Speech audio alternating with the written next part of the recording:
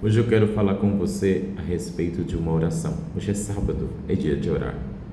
E que tal a gente orar o Pai Nosso juntos? Mas antes entender o que significa.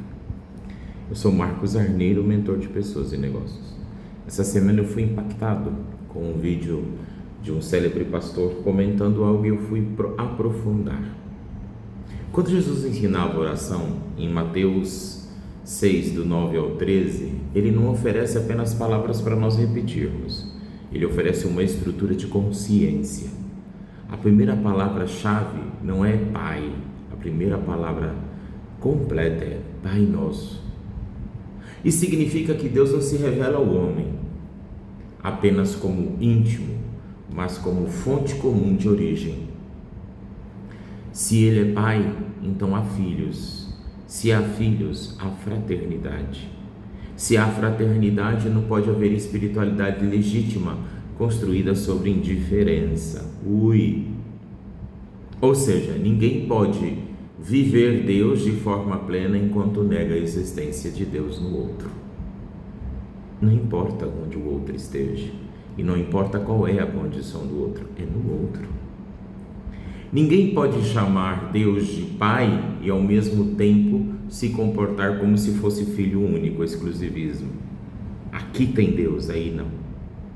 Ninguém pode viver a fé como isolamento de consciência. O Pai Nosso confronta a religião do eu e Deus quando esse eu e Deus exclui o próximo. Já pensou nisso? Só porque hoje é sábado, né? Vamos repetir esse trecho porque ele é impactante, ó. Ninguém pode viver Deus de forma plena enquanto não nega o outro. Aqui não diz, e é muito impactante isso, porque as pessoas têm seletividade de amor. O outro não pode estar em pecado, o outro não pode ser isso, o outro não pode ser aquilo, o outro... Não existe essa regra para o amor. Uma coisa é o céu pertencer àquele que se consagra, outra coisa é a pertenência, é o pertencer a Deus. Todos são filhos de Deus. Ninguém pode chamar Deus de Pai e ao mesmo tempo se comportar como se fosse filho único. É evidente, você não é exclusivista. Se o filho único, unigênito dele, compartilhou o céu, o esplendor, a glória e a herança, a herdade e a condição de filho, você quer ser exclusivo? Aonde você arrumou isso? Ninguém pode viver a fé como isolamento da consciência. O Pai Nosso confronta a religião do eu e Deus quando esse eu e Deus exclui o próximo. Caramba, esse é um Pai Nosso diferente que nós vamos orar hoje, com certeza. Eu estou preparando você para a oração. Olha, ele não é uma oração pessoal individualista, ele é uma oração pessoal coletiva. Em unidade de espírito, na consagração e na comunhão, eu estou me levando e trazendo todos diante de Deus. É uma distinção importantíssima. A oração pode ser feita por mim sozinho, como vamos fazer nós, mas ela nunca é feita em espírito de isolamento. É isso que eu quero dizer. Quando você começa a orar o Pai Nosso, você abre, vou usar uma metáfora, um portal espiritual, e você começa a convidar todos para esta oração. E você começa a trazer a presença espiritual de todos.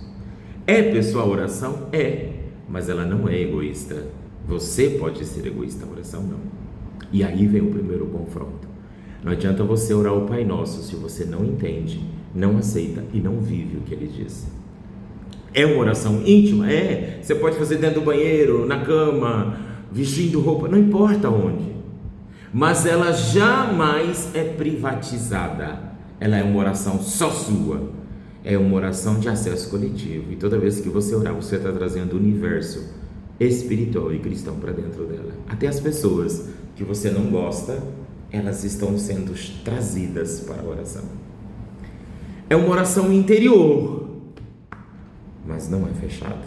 Quando alguém ora o Pai Nosso sozinho, continua orando em comunhão com um corpo maior, esteja onde ele estiver. Mesmo no quarto em segredo, a linguagem da oração obriga a alma e o espírito a lembrar: eu pertenço e eu não sou o centro. eu apenas pertenço a algo maior. Eu sou parte disso. Eu não vivo desconectado. Minha necessidade está ligada à necessidade dos outros. Por isso o Pai Nosso é uma oração que cura a falsa autonomia espiritual. E nós não oramos ainda o Pai Nosso, hein? Vai doer pra caçamba. Eu tô no item 3, bora lá? Você tá gostando? Bebe água. Eu vou beber água, eu acho que é bom. Aí vem uma parte: santificado seja o teu nome. A coletividade começa pela centralidade de Deus. A oração não começa pela necessidade humana, ela começa pela glória divina.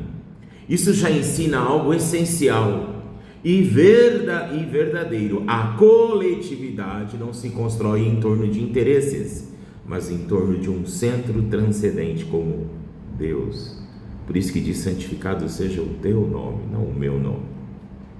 Se um centro maior que o ego, um centro maior do que toda a coletividade, esse centro maior, ele tem que ser maior do que o seu ego e maior do que a disputa de poder. Sem Deus no centro, a comunidade se fragmenta em vaidades, comparações e perda de controle. E as pessoas têm mau hábito de achar que vaidade é joias, e não é. Vaidade é ilusão vã, é a volatilidade de pensamento, de ação, de atitude, de comportamento. Aí ele diz assim: santificado seja o teu nome, que o nome de Deus seja referenciado entre nós. Não é o nome deste ou daquele pregador. Que a comunidade não se organize em torno da fama humana e que a identidade coletiva nasça da honra dada a Deus.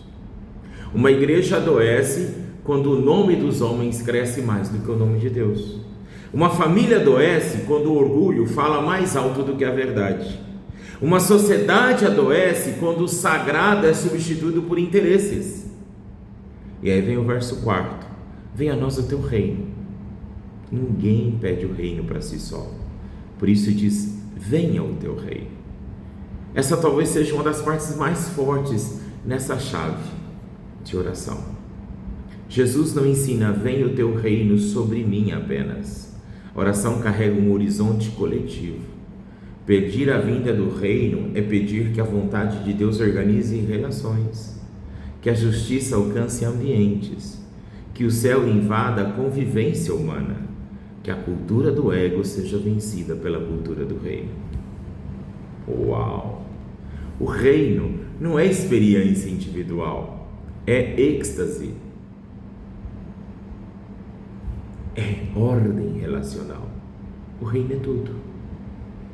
Onde o reino chega, aí o individualismo perde força, porque o reino de Deus sempre produz. O reino de Deus, e preste atenção, se na tua vivência espiritual não houver a produção disto, você não está no reino ainda, você está margeando. Talvez você está em volta dos muros e você ouve o barulho do reino, mas não pertence às festas. Você não está sentando à mesa do rei. Viu?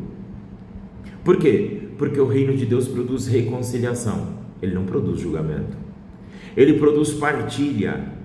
Ele não produz egoísmo, individualidade.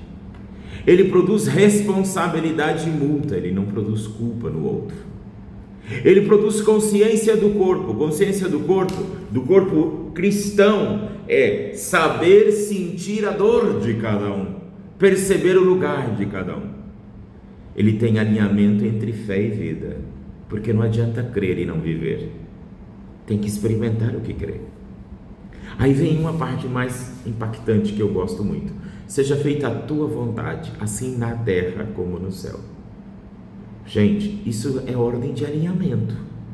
Essa frase desmonta a anarquia da alma e a anarquia da comunidade, a desordem ou a bagunça que muitos criam. Toda coletividade entra em colapso quando cada um quer impor a sua própria vontade como centro de tudo. A oração ensina submissão conjunta à vontade superior de Deus, não a nossa. A terra só se aproxima do céu quando aprende obediência E a comunidade só se torna saudável quando deixa de ser um ajuntamento de vontades concorrentes, de competição mútua, e passa a ser um organismo alinhado para a cura, existência, manutenção e conservação de todos.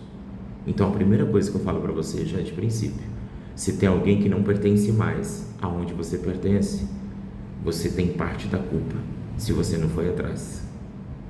Seu amor não pode ser exclusivista só aos fortes, ele deve ser necessário aos fracos e imprescindível aos que estão perdidos. Preste muita atenção nisso. Eu vou anotar aqui essa frase para que você esteja muito claro. Seu amor não pode ser eu vou fazer diferente. Olha como é que eu estou gravando e eu vou fazer algo. Seu amor não pode ser exclusivista aos fortes, tá? Ele tem que ser necessário aos fracos e imprescindível aos perdidos. Senão não é o amor de Deus. Guarda isso, porque isso é ferramenta de cura.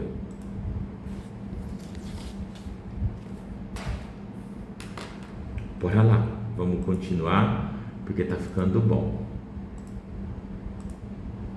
Bom, o Pai Nosso vira uma oração contra orgulho espiritual, manipulação, rebeldia disfarçada de liberdade. Cuidado, eu estou vendo muitas pessoas rebeldes achando que são libertas, que são livres e não são. Rebeldia não é liberdade. Independência desconectada da verdade. Cuidado com isso. A vontade de Deus não é opressão. E se o preço, se o valor que você entrega daquilo que você chama vontade de Deus oprime, magoa, ofende o outro, isso não é vontade de Deus. É tudo menos vontade de Deus. Então é uma arquitetura, o reino é uma arquitetura de paz.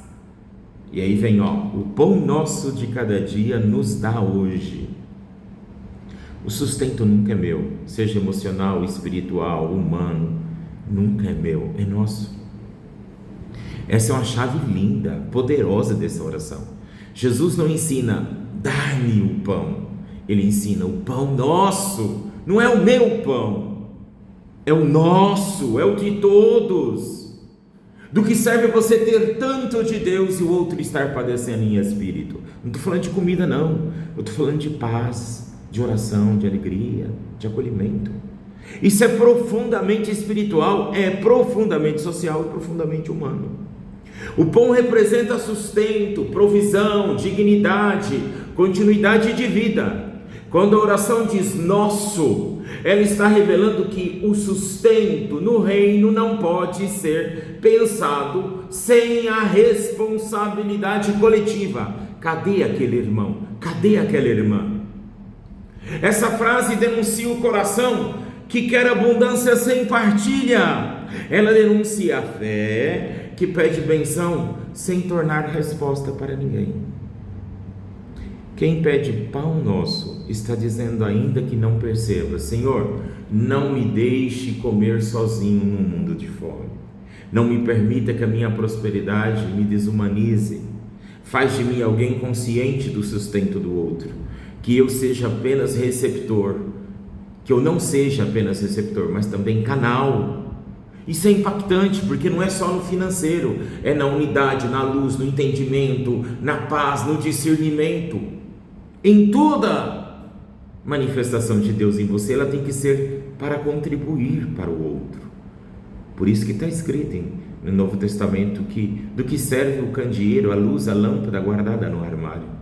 Do que serve Deus ter te dado tanto, se você não divide com ninguém? Mas ninguém quer. Esse não é o problema seu, é deles. O seu é não dividir. O deles pode ser não receber, mas aí é entre eles e Deus. Porque o reino, olha, no reino, receber não é reter. Receber não é reter. Receber é reter. Não a maturidade, é repartir. Parece confuso, eu vou explicar de novo. No reino, receber é reter, não é maturidade. Receber e reter não é maturidade. é receber e repartir. Isso é maturidade. Aí vem assim, perdoa as nossas dívidas assim como nós perdoamos. Gente, é muito forte, porque o meu perdão está coletivo ao pedido do perdão dos outros, dos quais eu também perdoo. Espera lá, eu não posso ter perdão se eu não, quando eu for pedir perdão, eu não peça perdão coletivo. Perdoa as nossas dívidas, a minha, do meu inimigo, do meu adversário, de quem me oprime, assim como nós nos perdoamos, assim como eu estou disposto a perdoá-lo. O Pai Nosso deixa de ser apenas um devocional e se torna radicalmente algo relacional. O perdão aparece em duas direções: vertical, Deus nos perdoa; horizontal, nós nos perdoaremos uns aos outros. O perdão de Deus condiciona a todos e depende de todos. Ou seja, se eu quero perdão, eu tenho que, quando pedir para mim e para todos. E para recebê-lo, eu tenho que perdoar. Isso mostra que ninguém sustenta vida coletiva saudável sem cura relacional. Toda comunidade sem perdão adoece. Toda família sem perdão endurece. Toda igreja sem perdão torna-se um campo de aparência. Evidencia-se aqui que o Pai Nosso, ele mostra que o perdão não é um detalhe da fé. Não é um detalhe da fé. É a evidência. Sem ele não tem. É a evidência da fé. E olha o plural: perdoa-nos. Se você está sozinho orando o Pai Nosso, para quem mais você está pedindo perdão? Para quem você precisa perdoar. Nossas dívidas. Ninguém erra sozinho. Mas eu fui maltratada. Você aceitou o maltrato, porque se você tivesse se imposto, assim como nós perdoamos. Até a culpa e a restauração aparecem em linguagem comunitária, coletiva. Isso não anula a responsabilidade individual, mas mostra que o pecado nunca é apenas privado em seus efeitos. Ele é coletivo, ele causa dano a muitos. Isso atinge vínculos, atinge ambientes, atmosferas e confiança. Por isso, o perdão no Pai Nosso não é só uma limpeza interior, é também a restauração do tecido das conexões relacionais. Não nos deixe cair em tentação, mas livra-nos do mal. A batalha também é coletiva, né? Essa parte é forte e muitas das vezes pouco percebida. Jesus não ensina livra-me, ele ensina não nos deixe e livra-nos. Isso mostra que a vigilância espiritual não é apenas individual. Há uma dimensão comunitária de proteção. A queda de um afetará a muitos. A preservação de um fortalecerá a muitos. A tentação não atinge só pessoas isoladas. Ela pode atingir ambientes, comunidades, culturas, grupos, famílias e igrejas inteiras. Acho que nós vamos ter que fazer um movimento de orar uns pelos outros frequentemente. Essa frase ensina intercessão coletiva. É básico. Eu não devo desejar apenas permanecer em pé. Eu devo desejar que meus irmãos também permaneçam em pé. Eu não busco apenas a minha proteção espiritual. Eu participo de uma consciência de um corpo que quer proteger todo o corpo. O mal se fortalece onde a coletividade se fragmenta, mas a unidade protege. Olha, existe um momento muito forte, porque o Pai Nosso, ele funciona como um tratado, um acordo de paz e de coletividade, porque existe um pacto implícito. Reconhecemos a mesma origem, buscamos o mesmo reino, nos submetemos à mesma vontade, dependemos da mesma provisão, necessitamos do mesmo perdão, enfrentamos a mesma batalha e caminhamos para o mesmo propósito. O Pai Nosso não permite uma espiritualidade que não seja coletiva. Ele não aceita uma coletividade competitiva, ela precisa ser coletiva. Ele não deixa espaço para a lógica da posse de Deus, da exclusividade do Espírito, da pensão isolada e do mérito orgulhoso. Não, Ele cria uma espiritualidade de pertencer, todos nós pertencemos, de mutualidade, está em todos, de partilha, todos têm o mesmo direito, de reconciliação, harmonia, equilíbrio e de corresponsabilidade. Não há perdão sem perdão, não há misericórdia sem misericórdia. Em outras palavras, o Pai Nosso não é apenas uma oração para ser recitada, é uma cultura para ser vivida. E se nós trabalharmos um pouco dentro da teologia central do Pai Nosso, ninguém acessa corretamente a paternidade de Deus negando a fraternidade dos irmãos. Ou seja, eu não posso pertencer a Deus se eu nego meu irmão em Cristo, se eu nego meu irmão na humanidade. Se Deus é Pai Nosso, então o outro nunca é descartável. Se o pão é nosso, eu não posso ser indiferente à dor do outro, à luta do outro, à dificuldade do outro. Mas ele não quer mudar, ele não consegue mudar, é a palavra certa. Mas ele não quer ser diferente, ele não pode ser diferente, ele não tem tido força para ser diferente. Tira o julgamento das suas palavras. Se o perdão é nosso, eu não posso endurecer. Eu vou ser assim, eu nasci assim, eu vou crescer assim, eu vou morrer assim, condenado, porque o Pai Nosso te condena.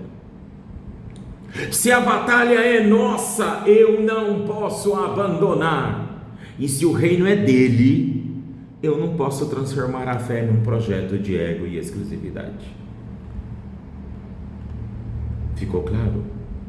Jesus não ensinou uma oração de posse no Pai Nosso, mas uma oração de comunhão. Ele não ensinou Pai meu, mas Pai Nosso. Ele não ensinou pão meu, mas pão nosso. Ele não ensinou perdoa-me apenas, ele ensinou perdoa-nos.